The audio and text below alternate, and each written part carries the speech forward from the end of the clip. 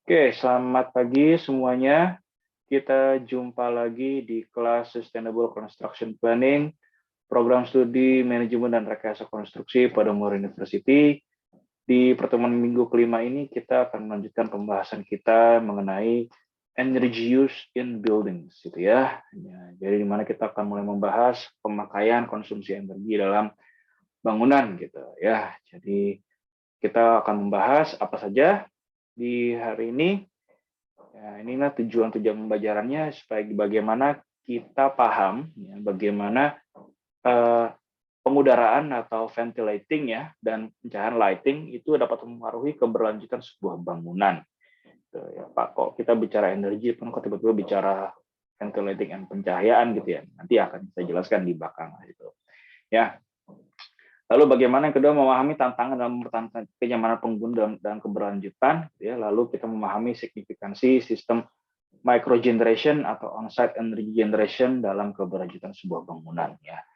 Nah, pada dasarnya kita akan mempelajari kok bagaimana desain pengudaraan dan lighting itu dan kaitan sama energi itu seperti apa gitu ya, energy in buildings atau listrik ya, terutama listrik itu.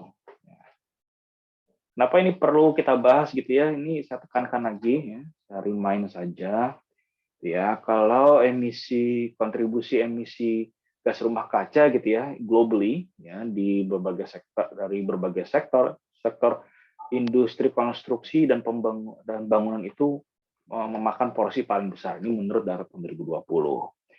Nah, selain itu, ya konsumsi energinya ya lagi-lagi yang paling besar itu dikuasai oleh industri konstruksi dan bangunan lagi. Jadi udah paling makan banyak energi gitu kan. Jadi dari seluruh energi yang dihasilkan di dunia ini 36%-nya itu dipakai untuk konstruksi dan bangunan gitu ya. Nah, dalam dalam penggunaan energi itu ya secara tidak langsung berkontribusi terhadap emisi gas rumah kaca juga. Itu dari mana sih ya? Nanti akan kita jelaskan di belakang gitu. Nah, cuma sekedar pembukaan saja gitu ya. Nah, energi yang dikonsumsi ini pun gitu ya, dari mana sih sumber kebanyakan gitu ya? Nah, kita lihat di sini ya. Ternyata pangsa konsumsi energi total gitu istilahnya di dunia itu masih kebanyakan itu masih memakai masih memakai gas dari bahan bakar fosil sebesar 40,4%. Ini nggak kelihatan ya tulisannya ya. Ini kalau dilihat di sini yang warna ungu itu adalah minyak bumi, di sini ada minyak bumi yang ungu ini. Terus gas alam ini 16,4%. Jadi kalau batu bara ini yang 9,6%. Jadi bisa dikatakan antara 9,5 tambah 40,4 ini udah lebih dari 50% sumber energi yang ada di dunia ini masih bersumber dari bahan bakar fosil yang secara langsung berkontribusi terhadap meningkatnya emisi gas rumah kaca. Nah, kalian mudah-mudahan sudah melihat laporan terakhir ya dari IPCC United Nations yang ada linknya videonya sudah saya berikan di YouTube ya. Jadi silakan kalian lihat saja di situ. Mungkin akan saya iseng-iseng saya tanyakan gitu lah ya, tiba-tiba saya tanyakan gitu, entah mungkin di UTS-nya saya minta coba kalian jelaskan di situ gitu ya. Bisa jadi seperti itu. Walaupun nanti UTS-nya sifatnya tugas project gitu ya istilahnya ya. Tapi nggak menutup kemungkinan saya akan tanyakan di situ. Oke, lanjut. Nah, kita lihat di sini ya. Jadi yang namanya konsumsi energi itu biasanya untuk apa aja sih Pak dalam sebuah bangunan gitu ya. Nah, ini tergantung dari tipe jenis bangunannya sebenarnya. Jadi selain jenis bangunan, lokasi pun akan berpengaruh. Nah, ini saya ambil data dari rata-rata di Jakarta ya. Jakarta itu seperti apa sih konsumsinya gitu. Misalnya seperti ini. Untuk bangun-bangun pendidikan kayak sekolah gitu ya, itu lebih dari 40% itu dipakai untuk apa? Untuk AC ya. Terus sekitar berapa nih? 40 sampai 60, kurang dari 20% itu kira-kira dipakai untuk kipas angin dan pompa gitu. Lalu kira-kira ini kurang dari 10% untuk peralatan ya, ini untuk penerangan, untuk lighting, lampu ya, pemanas air dan lain-lain lah. Di situ ada untuk pendidikan. Nah, kalau rumah sakit polanya akan berbeda. Nah, rumah sakit itu paling banyak untuk apa? Untuk peralatan dan penerangan di situ ya, untuk lighting gitu ya, jelas untuk apa namanya, untuk bedah-bedah ya harus terang lampunya. Ya, kalau nggak salah potong nanti ya. Perkantoran justru paling banyak di pendingin udara di sini. Nah, gedung-gedung kantor di Jakarta banyak kan, nah, makanya energinya banyak dipakai untuk AC di sini. Ya, untuk peralatan ada, pemanas juga ada di situ ya. Jadi setiap jenis bangunan kayak di supermarket beda lagi polanya. Tuh, ada lain-lain di sini. Mungkin ada apa sih lain-lain Pak? Ya mungkin ada TV di situ kan, ada kayak untuk papan reklame biasanya.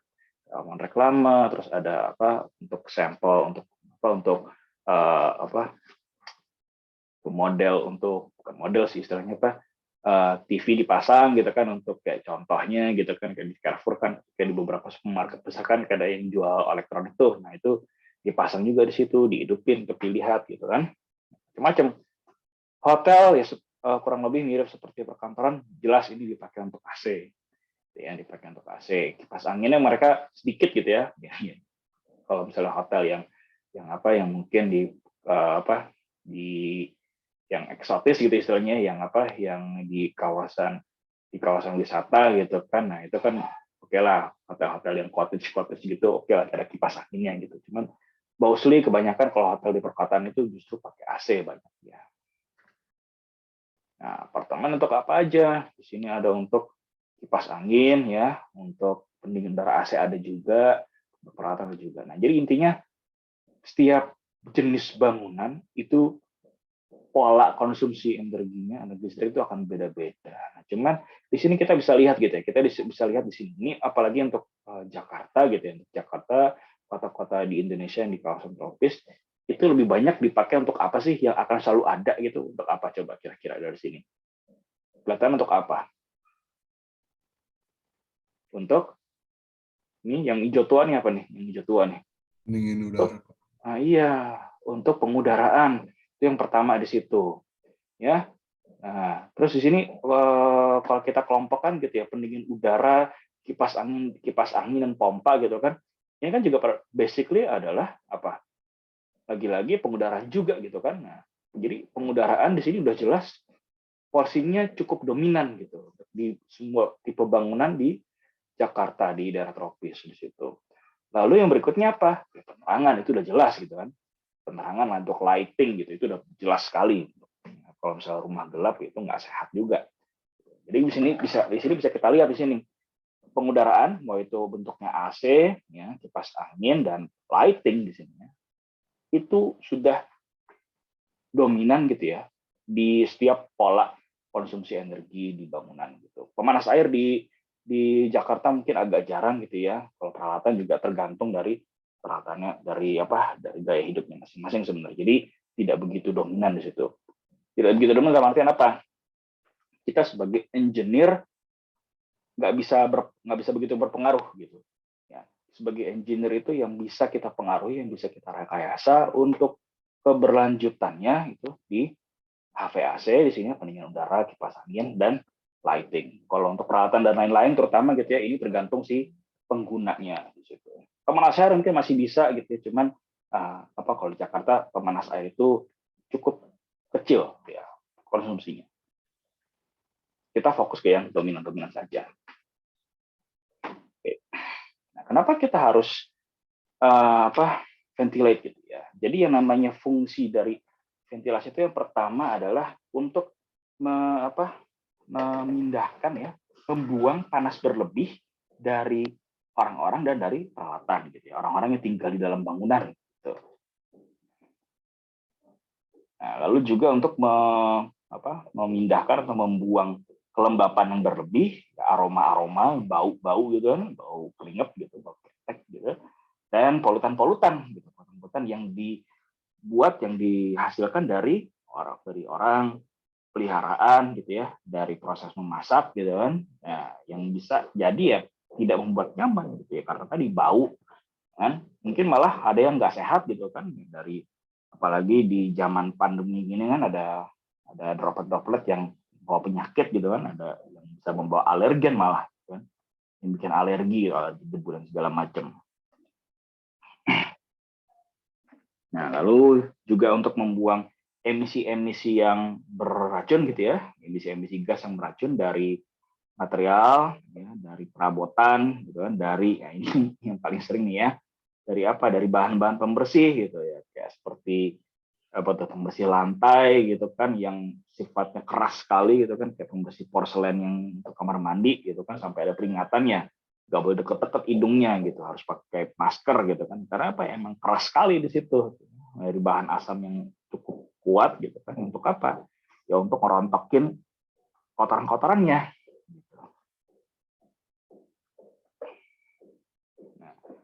Lalu juga udara gitu ya, yang bergerak gitu, yang bergerak dengan lancar itu juga bisa bertindak sebagai apa? Sebagai pembawa suhu panas gitu ya, untuk rumah, untuk di kawasan dingin atau pendinginan gitu. Pendinginan di rumah, di kawasan yang panas gitu kan, atau dan juga bisa berfungsi sebagai pengendalian kelembapan gitu. Ya, apabila suatu bangunan terlalu lembab, apa yang terjadi berikutnya?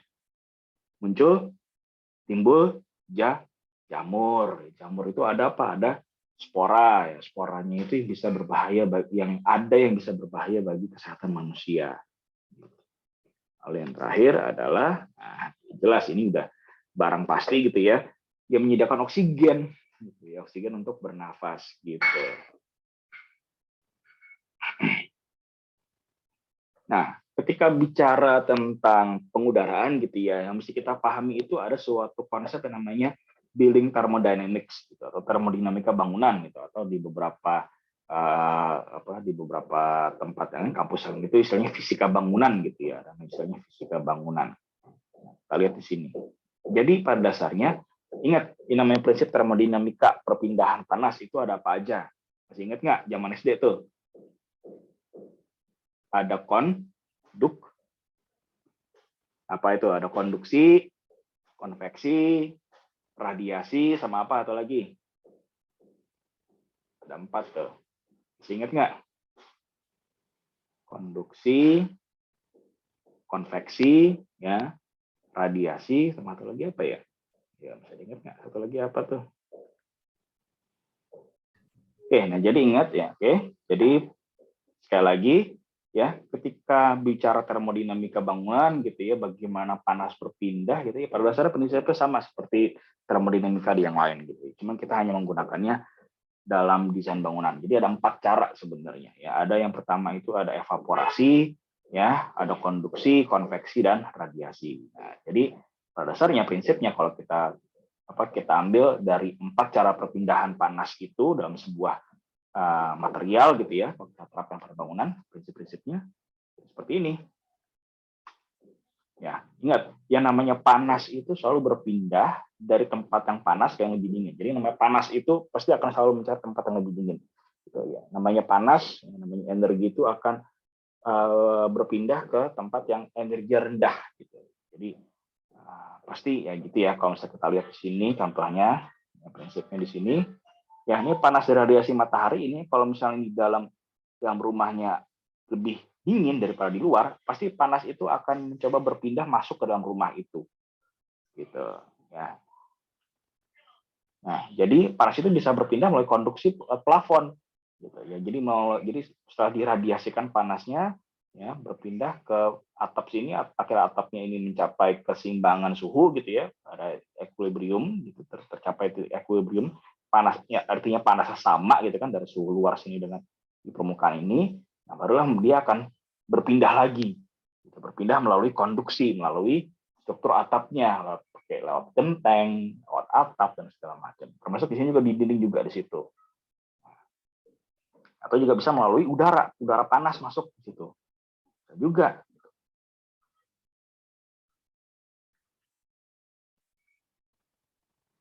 Nah, lalu yang kedua adalah, nah ini, di cuaca dingin tadi seperti saya jelaskan gitu ya. Ketika cuaca lagi dingin gitu ya, lagi dingin, misalnya di suhu di luar lagi dingin, panas itu berpindahnya dari mana?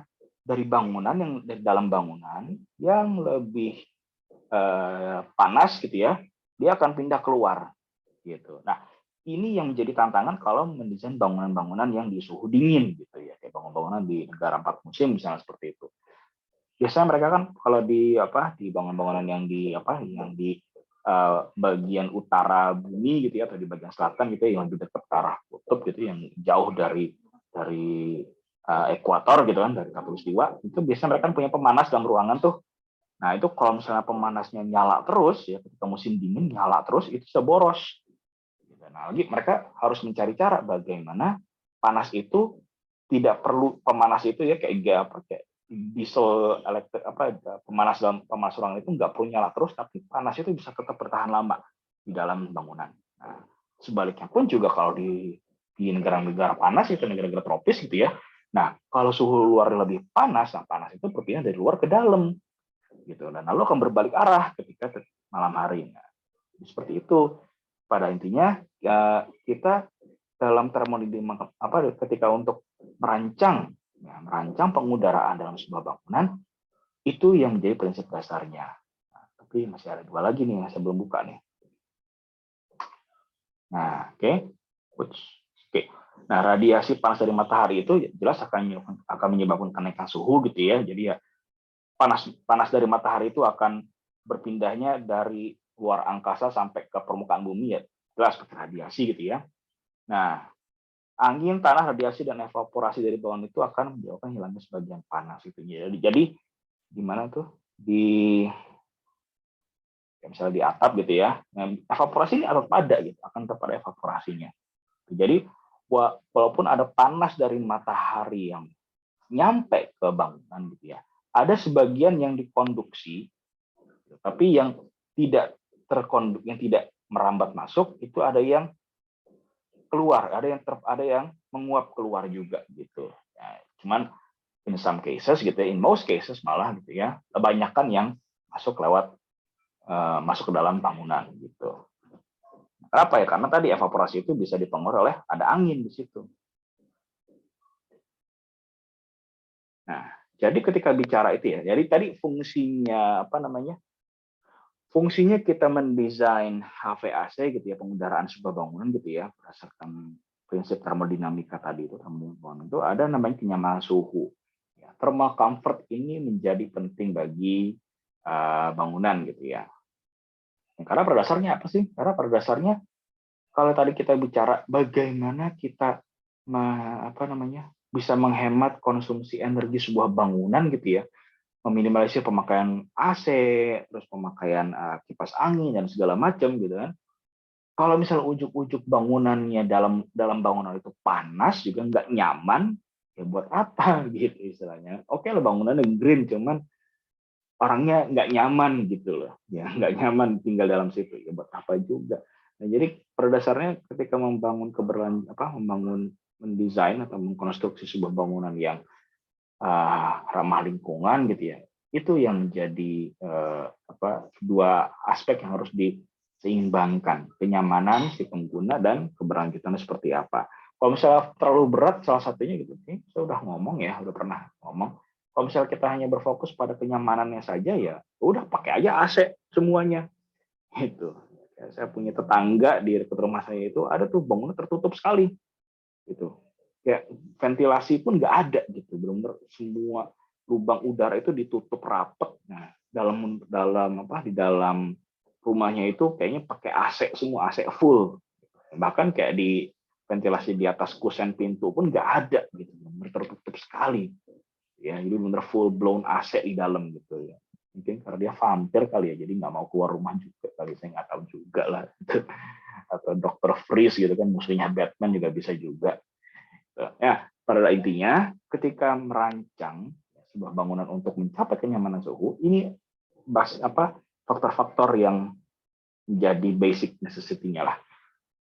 Suhu udara, gitu kan? Lalu radiant temperature gitu kan, temperatur yang dirasakan dari radiasi panas dari luar gitu kan, kecepatan udara gitu kan, kelembapan ya, lalu ini yang faktor internal gitu ya, yang dipengaruhi oleh si pengguna bangunannya itu, yaitu apa ya, baju dan suhu metabolik. Suhu metabolik itu apa sih Pak maksudnya? Nah, metabolisme tiap manusia itu beda-beda, tiap orang itu beda-beda. Nah, tapi biasanya polanya adalah orang yang gemuk gitu ya, yang lebih gendut gitu, itu biasanya lebih gampang kepanasan. Gitu. Nah, fair juga sih orang-orang yang metabolisme tinggi, kayak orang-orang yang berotot gitu ya, yang berotot gitu. Nah itu biasanya metabolismenya lebih tinggi gitu ya, karena mereka juga gampang kepanasan juga karena otot-ototnya itu jadi kayak mesin pembakar lemak sendiri gitu. Jadi beda penyebab gerahnya itu beda gitu. Nah, cuman yang bisa kita utak-atik adalah ketika sebagai engineer ya 4 ini ya, suhu udara, radiant temperature, air velocity, sama humidity, itu yang bisa kita rekayasa, bisa kita kendalikan. Nah, kalau kita bicara thermal comfort gitu ya, nah kita bandingkan seperti ini. Let's say sama-sama 32 derajat gitu ya. 32 derajat kalian bayangkan ya, sambil bayangkan 32 derajat di pantai. Di tepi pantai gitu kan, 32 derajat ya, di bawah naungan pohon kelapa gitu ya, sambil megang es kelapa gitu kan, segelas es kelapa, terus sambil ada angin sepoi-sepoi gitu kan. Enak nggak tuh? Maksudnya 32 derajat. Bandingkan sama 32 derajat ya, derajat Celcius itu dalam ruangan ya, tapi dan udaranya itu bergeraknya pelan. Lebih nyaman mana? Nyaman ya, kita bicara nyaman. Mana yang lebih nyaman? 32 derajat, ada angin sepoi-sepoi di bawah pohon kelapa, atau 32 derajat di dalam kamar yang udaranya bergeraknya pelan. Mana yang lebih nyaman? Buat manusia, buat kalian lah. Coba ada bisa jawab? Sambil dibayangkan. Di pantai. Pantai, padahal sama-sama 30 derajat nggak? Sama-sama 30 derajat. Nah, kenapa di pantai walaupun suhunya sama gitu ya, sama-sama 32 derajat, kenapa di pantai masih lebih nyaman? Kenapa? Karena tadi ada faktor-faktor yang lain, nggak cuma suhu. Dan ada faktor udaranya bergerak gitu. Ada pergerakan udaranya itulah yang bikin kita nyaman. Nah, maka dari itu kan kalau kita lihat lagi ya, kita lihat lagi di sini gitu ya. Mana tadi itu? Di slide yang sebelumnya. Nah, ini ya. Kita di sini. Pendingin udara, kipas angin ini konsumsinya bisa besar gitu ya, bisa lebih dari 50%. Kenapa? Karena pada dasarnya gitu ya, mereka inilah yang menggerakkan udara, menggerakkan angin. Menggerakkan udara menjadi angin. Gitu. Oke lah, pendingin udara ini kayak tambahan aja gitu supaya udaranya bisa lebih turun, supaya suhu radiant temperaturnya bisa lebih turun lagi gitu kan. Cuma pada dasarnya adalah manusia itu untuk mencapai kenyamanan termal itu butuh udara itu bergerak gitu. Kenapa? Karena balik lagi ke prinsip termodinamika bangunan atau prinsip fisika bangunannya gitu ya.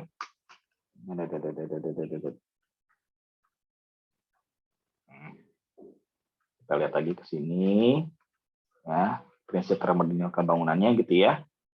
Nah, cepetan.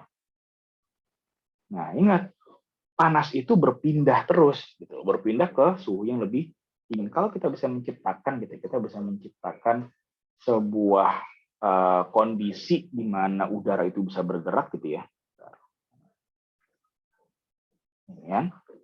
Nah, contoh di sini nih, ya, ketika ada suhu udara, ketika panas sudah bisa merambat masuk ke sini untuk memanaskan suhu ini.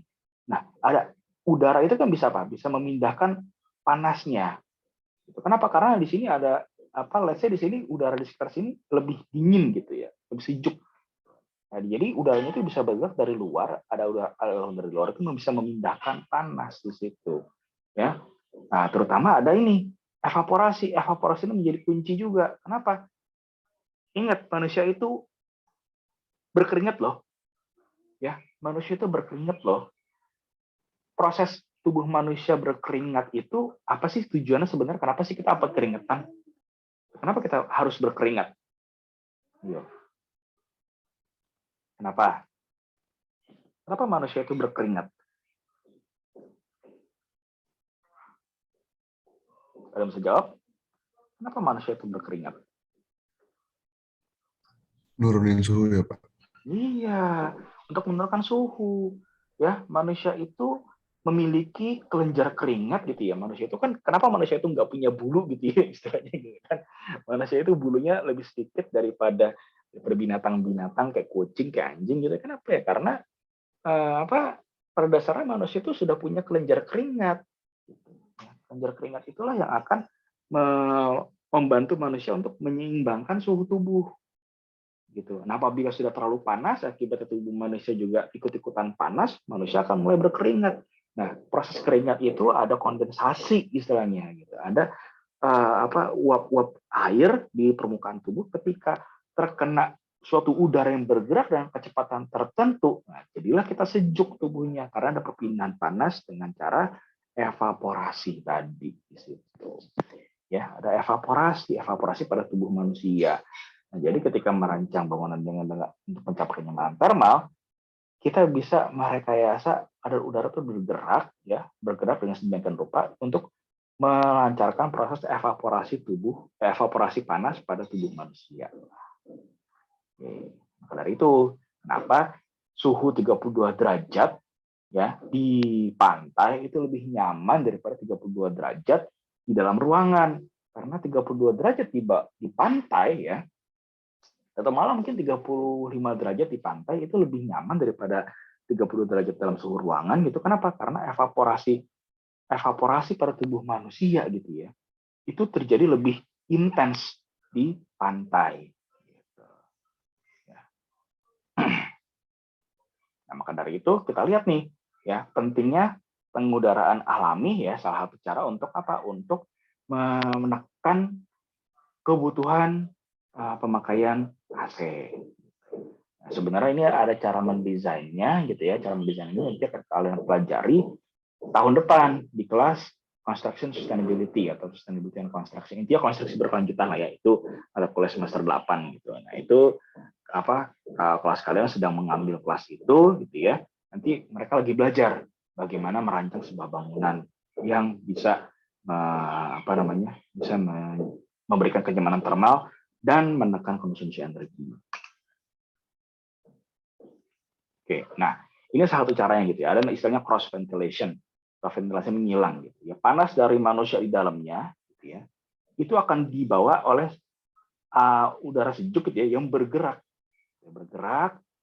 dari satu bukaan ke bukaan yang lain gitu. Dari satu bukaan gitu ya, dari bukaan di seberang ini mereka udara sejuk itu bergerak masuk dan membawa panas keluar. Gitu. Nah, untuk menciptakan aliran udara seperti ini ya, ini ada peraturan gampangnya gitu, ada rule of the thumb-nya lah gitu. Istilahnya kedalaman sebuah bangunan gitu, kedalaman sebuah ruangan ditandai oleh W gitu ya. Itu harus lebih kecil seenggak-enggaknya daripada 5 kali bukaan tinggi 5 kali tingginya. Ya, ini ada tinggi bangunan misalnya let's say tinggi floor to ceiling itu let's say misalnya 3,5 meter misalnya. Atau 3 meter lah yang gampang, 3 meter gitu. Ya, 3 meter. 3 kali 5 berapa sih? 15 ya. Nah, jadi suatu udara itu masih bisa bergerak ya secara menyilang, gitu, menyeberang suatu bangunan kalau bangunan itu lebih panjang bangunan itu lebih atau dalamnya sebuah bangunan dalam sebuah ruangan itu lebih kecil sama dengan 15 meter. Itu kalau tinggi floor to ceiling-nya 3 meter. Itu peraturan gampangnya. Gitu. Walaupun nanti pada dasarnya Pak, kalau misalnya ini kan hitungannya sederhana banget ya Pak ya. Kalau misalnya lebih kompleks gimana Pak? Kayak misalnya bentuk bangunannya mungkin entah itu melingkar atau seperti apa gitu. Nah, itu bisa menggunakan ada istilahnya BIM dan BEM lah. Jadi pakai Building Information Modeling atau Building Environment Modeling gitu. Ya, seperti itu. Jadi disimulasikan secara 4 dimensi dan 5 dimensi. Itu lebih canggih lagi lah. Nah, ini night cooling gitu. Ini satu caranya adalah night cooling. Jadi menggunakan ada kipas angin di sini gitu ya yang bisa bergerak secara otomatis gitu ketika misalnya nih malam nih ya panas itu terevaporasi keluar gitu. Ada udara ya, udaranya masuk gitu. Udaranya masuk menyemburkan udara dingin dan sejuk ke dalam ruangan. Nah, ketika sudah ditutup gitu, ini ada dampernya yang ditutup supaya udara panas nggak masuk ke dalam bangunan melalui sistem AVAC itu. Ini menggunakan night cooling. Nah, atau ini yang saya paling suka nih, ya, stack ventilation gitu, menggunakan efek cerobong istilahnya. Kalau bahasa Indonesia menggunakan efek cerobong. Jadi ini caranya adalah menciptakan dengan kita merancang sebuah bangunan ya, di mana di tengah-tengahnya itu ada suatu koridor sempit dan tinggi kayak cerobong asap gitu, kayak cerobong, kayak chimney gitu istilahnya gitu kan. Nah, di mana ini akan namanya udara gitu ya. Ini salah satu prinsip termodinamika juga. Udara itu bergerak kemana? Bergeraknya naik apa turun? Ya, ingat-ingat termodinamika. Udara Termodinamika udah. panas selalu ke atas, Pak. Nah, pinter gitu ya. Udara itu selalu bergerak ke atas, naik gitu. Nah, jadi menggunakan prinsip itu ya, menggunakan prinsip yang sama dengan merancang bangunan itu ada kayak semacam koridor sempit di tengahnya gitu ya, yang seperti atap ini gitu. Itu akan mendorong udara panas itu bergerak lebih cepat ke atas gitu ya. Dengan syarat apa ya di koridor sempit ini harus panas nih di sini nih. Supaya udara dingin ya dari luar itu dengan bukaan yang cukup di sini ya. Kayak tadi peraturannya cukup simpel tadi itu ya. W itu dibukanya sama dengan 5H gitu ya. Supaya udara luar yang lebih sejuk bisa masuk ya. Lalu udara panas itu bergerak naik melalui koridor sempit yang kayak cerobong ini ya. Berarti cerobong inilah gitu. Ya, jadi menggunakan prinsip yang namanya panas ya, udara panas itu akan selalu bergerak naik. Nah, kalau kita udah tahu udara panas itu bergerak naik, kita siapkan aja jalan keluarnya berupa cerobong ini gitu. Nah, itu nanti akan memudahkan pergerakan udara gitu, akan meningkatkan kecepatan aliran udara gitu, dari luar ke dalam lalu keluar lagi gitu, ya, karena panas itu selalu bergerak naik. Jadi kepikiran kan, berarti kalau di neraka nanti mana yang lebih panas ya? Kan kita semuanya selalu dengar, oh paling bawah tuh paling panas katanya kayak gitu ya. Gimana kalau misalnya ternyata paling atas yang paling lebih panas? Ya nggak tahu, itu cuman ya cuman jokes aja lah gitu ya, religious jokes gitu. Oke. Abaikan aja lah. Oke, lanjut. Ini apa nih? Oke ya. Nah, lalu kita masuk ke pencahayaan, ke lighting. Nah, untuk pencahayaan gitu ya, prinsipnya apa sih prinsip dasarnya gitu ya? Kita mementingkan quality. Quality itu artinya apa? Quality dalam pencahayaan desain. Nggak boleh terlalu terang, nggak boleh terlalu gelap. Harus pas. Ukuran pasnya di mana? Nanti akan saya jelaskan di belakang. Ya. Kalau terlalu silau, terlalu terang, itu akan mengganggu, ya, akan menimbulkan glare gitu. Agar tahu sih kayak pantulan-pantulan cahaya yang nggak perlu lah gitu, dan bisa menimbulkan, bisa membuat suhu dalam ruangan tuh panas gitu ya. Ya karena pada dasarnya ya cahaya itu kan juga ada untuk bisa timbul cahaya ada energi juga gitu. Energi itu ada yang sebagian yang menjadi cahaya, tapi ada juga yang menjadi panas gitu. Nah, apabila daya yang dikeluarkan itu untuk membuat sebuah cahaya itu makin banyak, ya akan panasnya itu energi panasnya akan ngikut, akan nambah juga. Nah, pada itu akan menjadi lebih panas lagi. Nah, kalau terlalu gelap ini juga bisa berbahaya gitu. Akan memicu gitu, memicu sekresi hormon kortisol, hormon stres pada tubuh manusia. Ya, bekerja di suatu ruangan yang gelap itu nggak enak gitu ya, akan bikin stres dan bikin moodnya itu nggak enak untuk kerja gitu ya. Untuk kerja emang nggak enak gitu kalau gelap gitu, tapi kalau untuk yang lain mungkin moodnya justru akan lebih bagus gitu ya.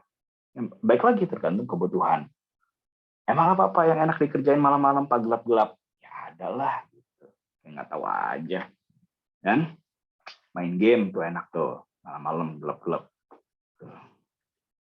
Oke, nah kalau pencahayaan buatan, apa saja yang menjadi faktor-faktor yang penting ketika kita memilih lampu? Gitu kan?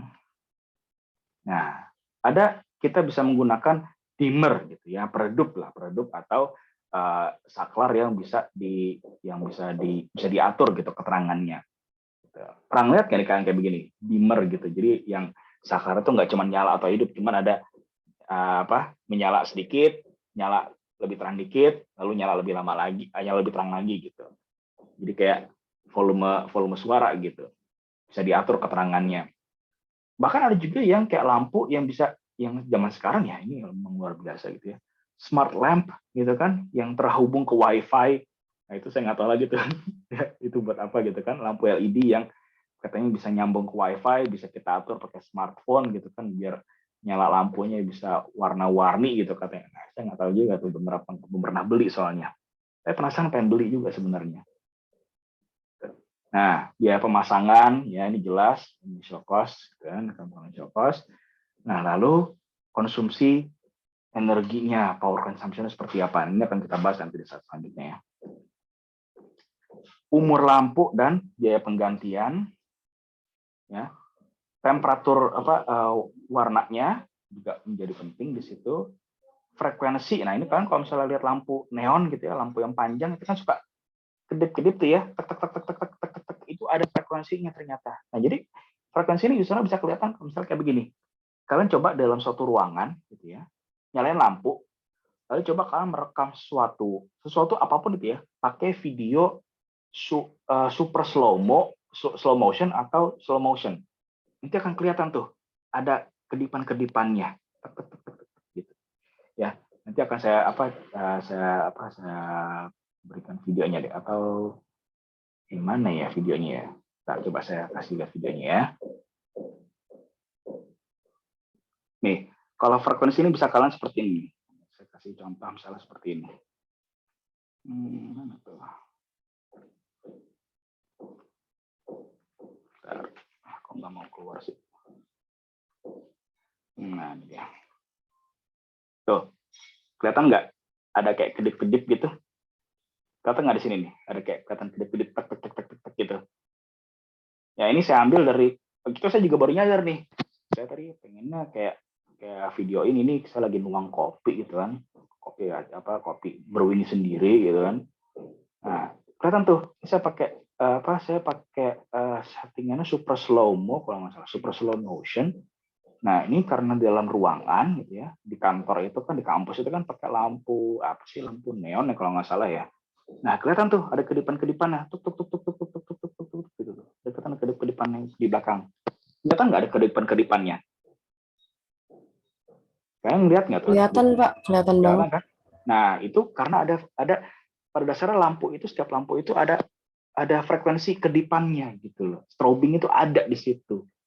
Nah, ini kalau misalnya tadi tuh ya, kalian kalau misalnya di sini kalau saya perlambat aja, annoying nggak sih, terganggu nggak sih? Nah, itu kalau misalnya kedipannya itu terlalu lambat gitu ya, itu lama-lama bisa menimbulkan gangguan kesehatan juga pada dasarnya. Oke, nah kita balik lagi ke laptop ya. Kembali ke laptop. Nah. Oke, ya sudah balik ke slide-nya lagi di sini. Udah ya, kita balik ke slide lagi ya. Next. Nah, lalu ada ini warm up time gitu ya. Jadi berapa lama lampu itu bisa harus misalnya menyalanya langsung apa enggak gitu. Nah, kalau misalnya lampu neon kan kelihatan tuh kedip-kedip dulu kan, nyala tek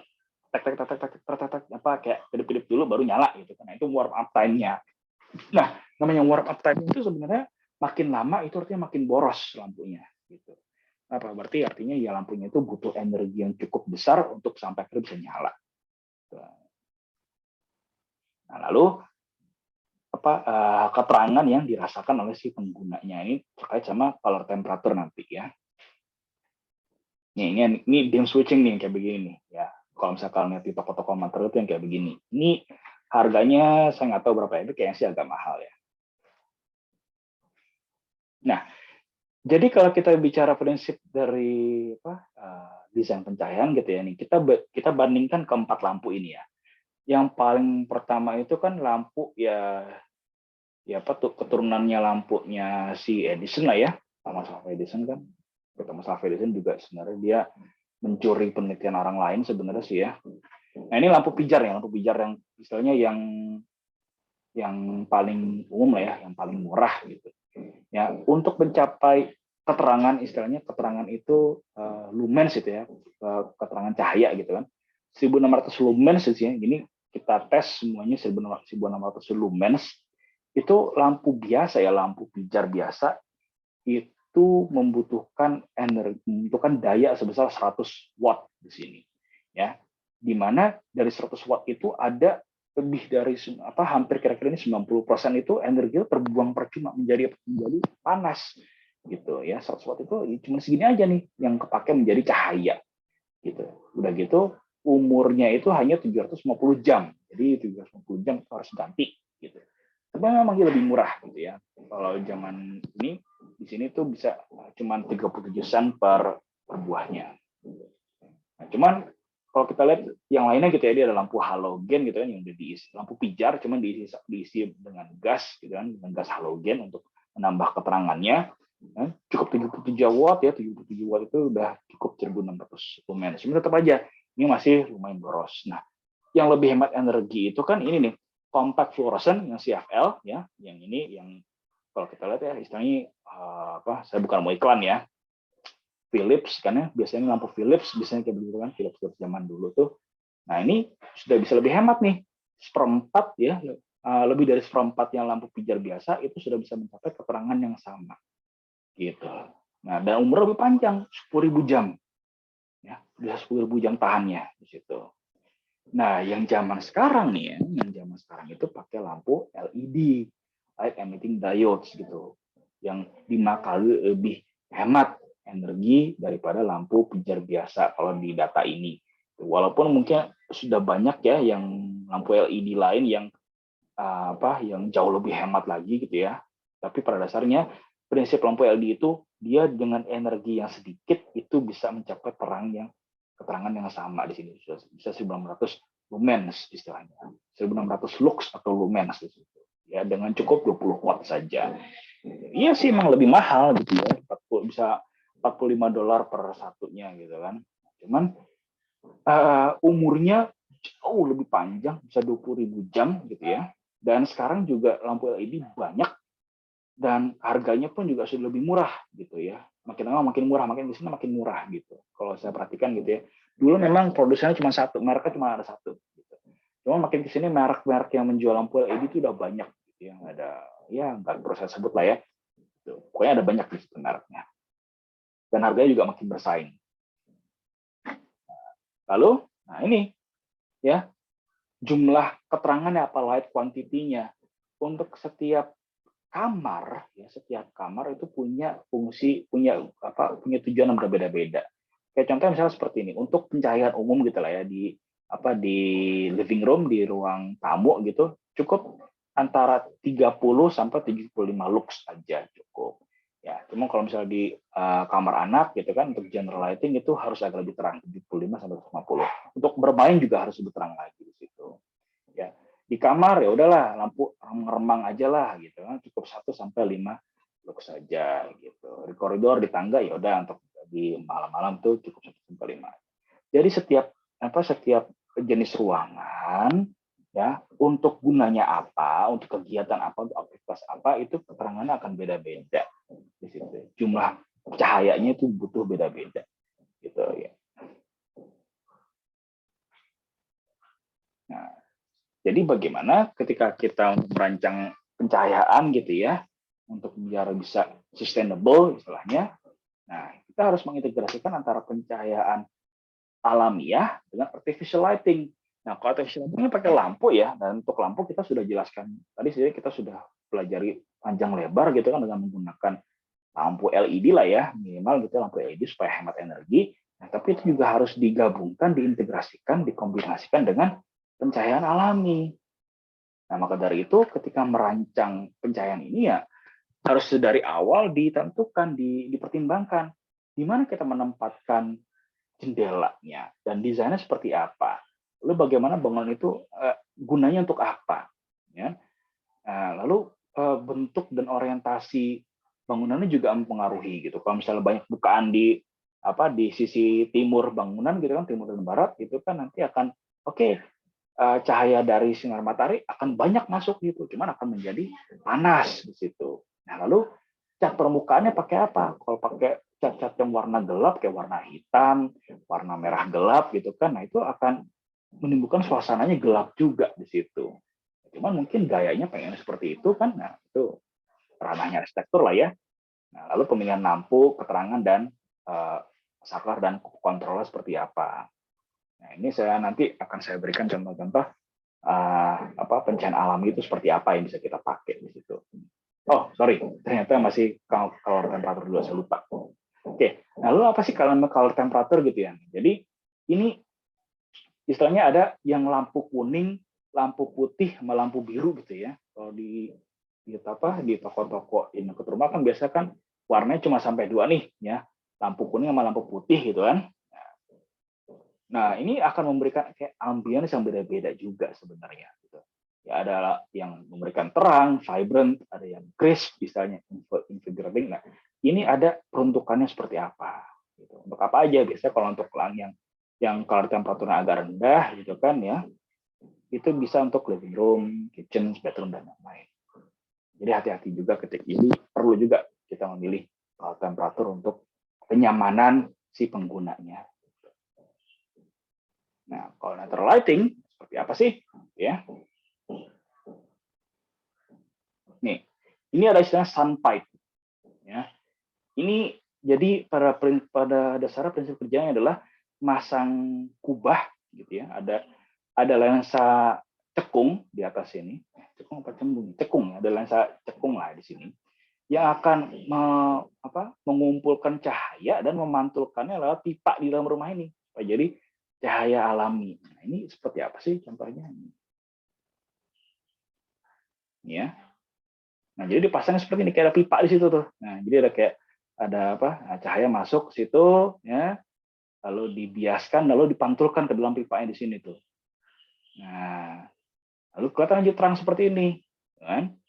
Nah, atau bisa juga dikombinasikan dengan ada solar panel, PV panel gitu, PV panel yang cukup transparan gitu ya, cukup transparan. Jadi cahaya selain dia bisa masuk, ya bisa dibiaskan masuk, juga bisa menghasilkan energi. Nah, itu juga canggih juga tuh. Atau seperti ini, ya, clerestory di sini. Jadi ada kayak bukaan besar gitu kan di plafonnya, di atas seperti ini, clerestory di sini. Jadi cahaya itu bisa masuk gitu kan secara alamiah masuk ke sini. Ini akan sangat mengurangi penggunaan lampu. Nah, atau pakai ini nih, ada bukaan di jendela langit di sini, ada roof lantern di sini. Enak ya, kayak ngelihatnya gitu kan, banyak bukaannya, sejuk gitu kan. Atau pakai roof lighting di sini nih, ya istilahnya intinya ya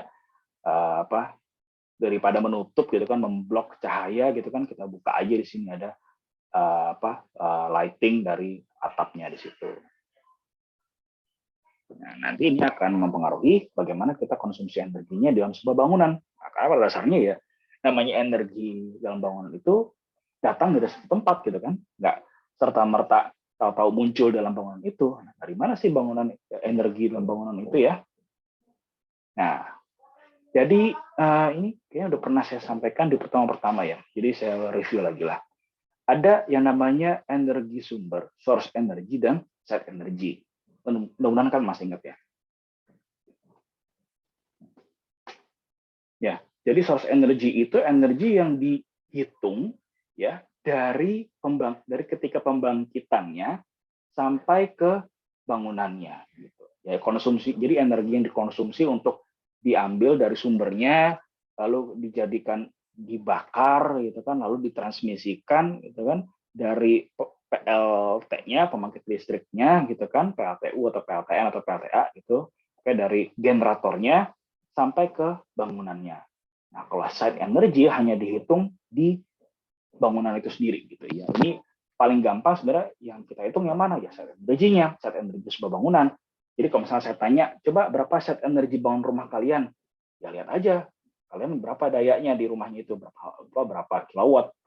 Pak, saya 2.200, saya 1.300 gitu. Nah, itu bisa kelihatan di situ tuh. Itu kan kapasitas maksimalnya gitu, kapasitas maksimal dari sebuah rumah itu, dari bangun rumah itu. Kalau misalnya konsumsinya lebih dari itu, terjadi apa? Putus kan, tahu-tahu ngejeglek gitu, tahu-tahu turun sekringnya. Nah, jadi bisa kalian itu sebenarnya dari mana? Dari ya tagihan listrik bulanan rumah kalian. Gitu. Pak, saya tagihannya bisa 2 juta sebulan. Ya udah, berapa tuh itu? Berapa kWh kalian konsumsi per bulannya? Gitu.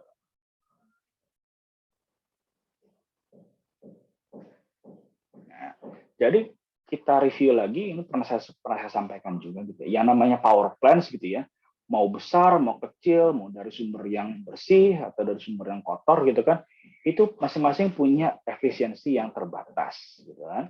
Nah, makin kecil efisiensinya itu berarti artinya apa? Energi yang digunakan ya pembakaran sumber-sumber energi itu harus makin besar juga gitu ya. Misalnya untuk energi untuk menghasilkan di awal itu butuh makin besar juga, tapi pada dasarnya kalau nggak efisien akan banyak yang terbuang gitu ya. Makin besar, nah itu tadi makin besar sumber energinya, source energinya itu makin besar, artinya apa? Makin besar emisi gas rumah kaca yang dihasilkan. Nah, ini contohnya seperti ini. Ya, kalau kita di sini ya, dari bahan bakar fosil nih ya, ini batu bara dan minyak gitu ya, efisiensi itu kira-kira misalnya antara ini 35% lah, 35% kira-kira. Artinya apa? Misalnya untuk menghasilkan, kalau misalnya mereka membakar energi sebesar 100 megawatt aja misalnya, 100 megawatt itu yang menjadi listrik, yang jadi listrik hanya sekitar 35 megawatt. Sisanya 65 megawatt jadi apa? Jadi panas saja. Nggak bisa dipakai, hanya jadi ya limbah gitu ya. Ketika membakar 100 megawatt tadi itu ya, 100 megawatt itu ya mereka menghasilkan gas produk CO2-nya sebesar segini ya. Untuk setiap kWh energi ya yang dibakar gitu ya, itu menghasilkan gas karbon dioksida sebesar 0,938 gitu, atau sebesar 0,819 kg. Itu tergantung jenis bahan bakarnya apa. Let's say misalnya untuk 100 kWh gitu ya, untuk 100 membakar 100 kWh udah menghasilkan gas emisi CO2 sebesar 0,938 gitu kan. Dari 100 kWh itu hanya jadi 35 kWh gitu ya yang bisa dipakai untuk listrik gitu. Nah, ini lalu ada ini pembakaran gas juga gitu ya, CCGT ini kayak sistem pembakaran gas alam yang baru gitu ya. Efisiensinya lebih tinggi 43% gitu kan. Jadi 100 kWh setiap kali membakar gas alam sebesar 100 kWh gitu kan, 43% itu bisa dipakai lah, 43 kWh itu bisa dipakai untuk listrik gitu. Nah, cuman lagi-lagi menghasilkan gas rumah kaca sebesar 0,431 di situ. Nah, lalu ini nuklir nih. Wah, nuklir lagi naik daun nih. Ya kan? Efisiensinya 34%. Ini mungkin kalau misalnya pakai generator yang zaman dulu ya. Zaman yang dulu gitu yang kurang efisien ya, zaman Chernobyl lah ya, zaman Chernobyl. Yang film bisa kalian lihat miniserinya di HBO, itu bagus, itu keren, suka ya. Ini ada efisiensi sebesar 34% gitu ya. Mungkin sekarang kayaknya lebih tinggi ya, lebih tinggi gitu. Nah, cuman kita lihat di sini nih, dia itu menghasilkan emisinya kecil sekali.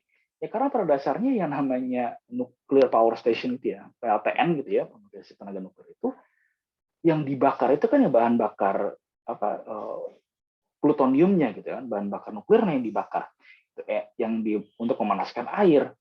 Emisinya ya hanya uap air saja, gitu, hanya uap air di situ.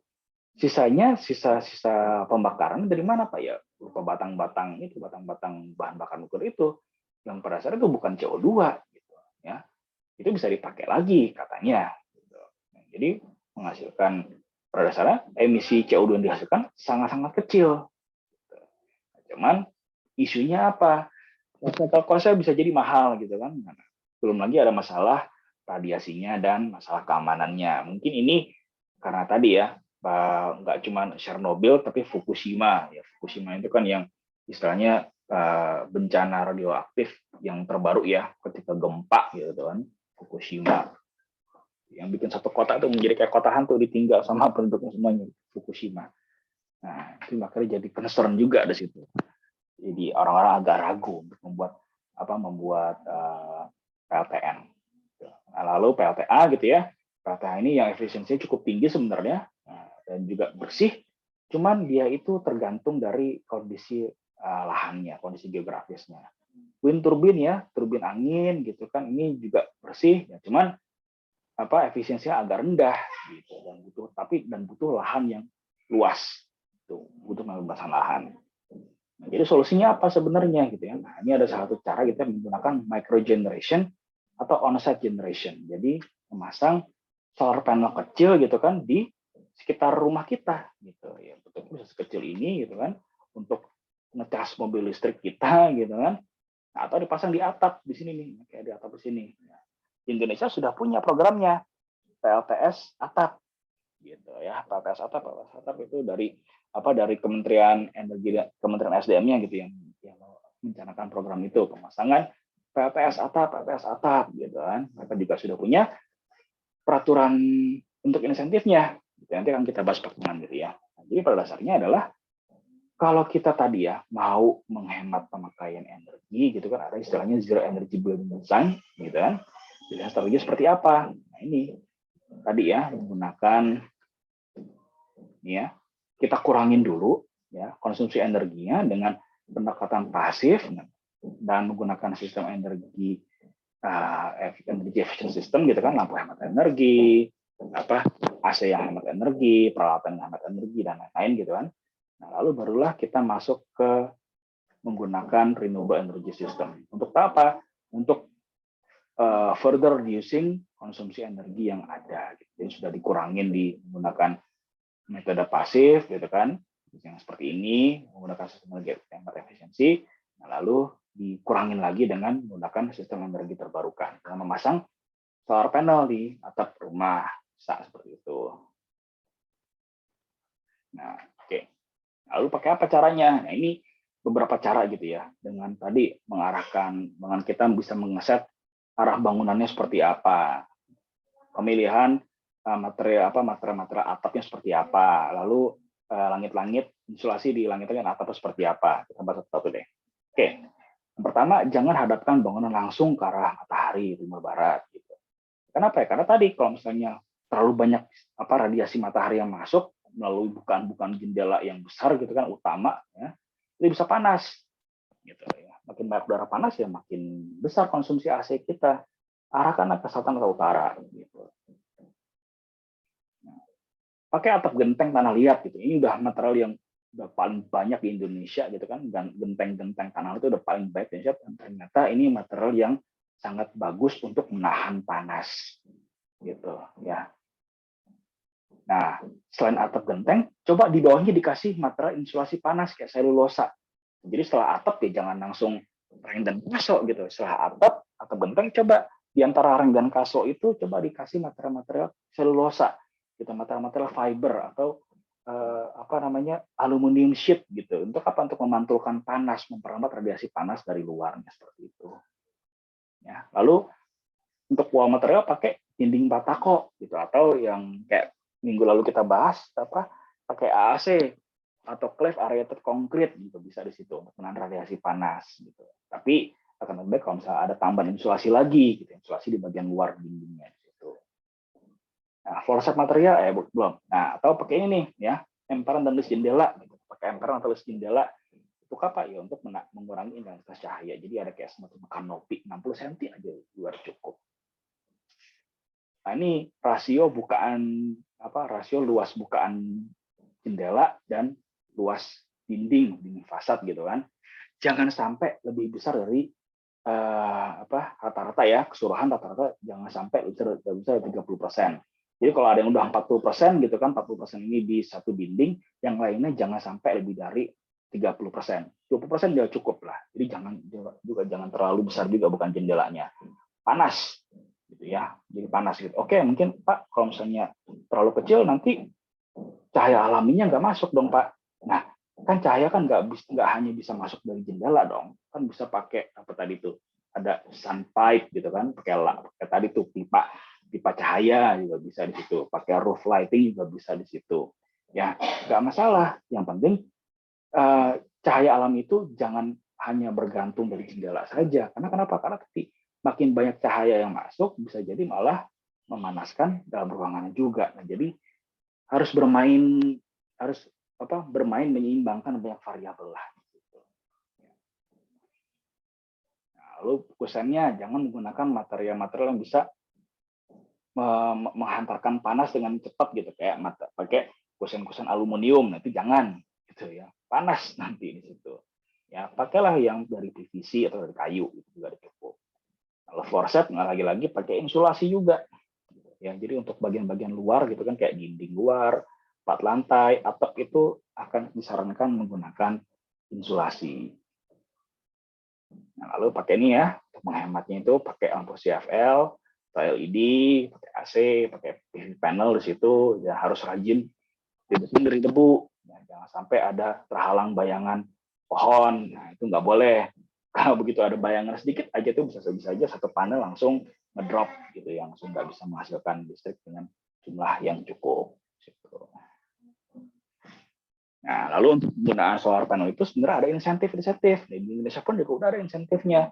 Kalau nggak salah dari peraturan Menteri SDM nomor 49 kalau nggak salah 49 tahun 2018, saya agak lupa, itu ada di paper saya pernah saya bahas, saya lupa, belum sempat saya buka lagi.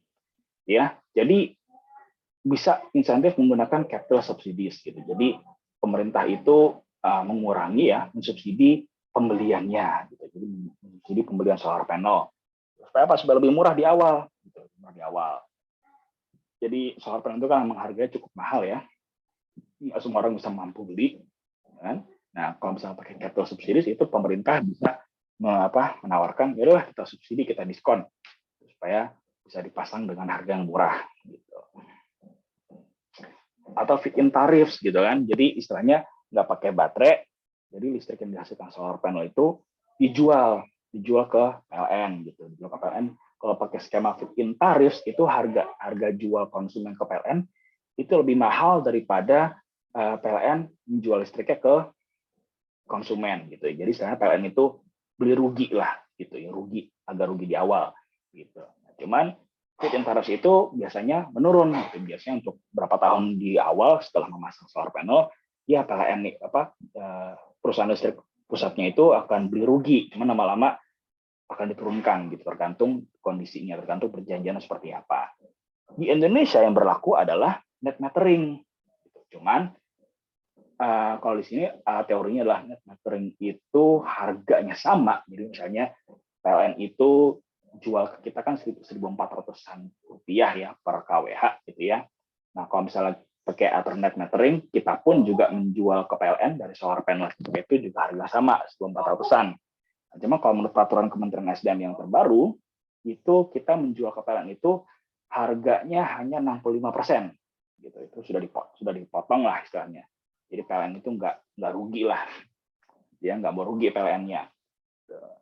Ya, jadi kita jual listrik dari solar panel kita itu sebesar 65% dari 1.400 rupiah. Kira-kira berarti berapa tuh ya? Sekitar ya 800 perak kayaknya. Kalau saya nggak salah ingat gitu. Nah, pada dasarnya adalah ketika jadi kita sudah menggunakan menghemat konsumsi listrik, lalu kita menggunakan micro generation dari renewable energy ini, itu gunanya untuk apa? Untuk berdasar untuk mengurangi biaya operasional dari sebuah bangunan. Oke, sampai sini yang tanyakan? Cukup jelas? Ada yang tanyakan lagi? Nggak ada? Oke, kalau belum ada yang tanyakan, nanti kalian bisa bertanya di kolom komentar Google Classroom dan di YouTube ya. Oke, jadi untuk summarizing rangkumannya adalah jadi namanya elemen HVAC dan lighting itu adalah elemen yang sangat berkaitan dengan konsumsi energi gitu ya. Kenapa ya? Karena pada dasarnya konsumsi energi sebuah bangunan itu akan lebih banyak dipakai untuk HVAC dan lighting gitu kan. Bisa kita lihat di situ. Nah, tantangan utamanya adalah kalau untuk mendesain tadi HVAC dan lighting itu adalah mempertahankan kenyamanan suhu dan kenyamanan visual gitu. Ya kalau misalnya mau nyaman banget gitu kan ya bisa jadi malah boros. Harus terang banget gitu kan, dalam ruangan terang, dalam ruangan tuh sejuk terus, AC nyala terus, lampu nyala terus lah, seperti itu. Cuman itu kan enggak secara sustainability rendah kalau seperti itu. Kita jadi boros energi, kita jadi makan listrik banyak banget. Nah, tantangan utamanya adalah tadi itu, bagaimana kita mempertahankan kenyamanan bagi si pengguna bangunan dan kelestarian lingkungannya dengan mengurangi konsumsi energinya tadi itu ya. Jadi bagaimana kita bermainnya di situ, menyeimbangkan di situ.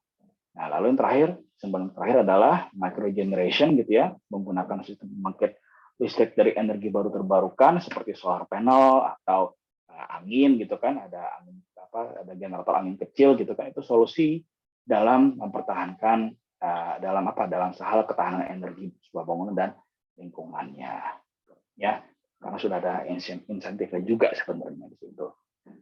Oke, terima kasih atas kehadirannya, dan apabila masih ada pertanyaan mungkin sekarang silakan tanyakan di kolom komentar Google Classroom atau di kolom komentar video YouTube-nya. Oke, sampai jumpa di minggu depan. Terima kasih. Terima kasih, Pak.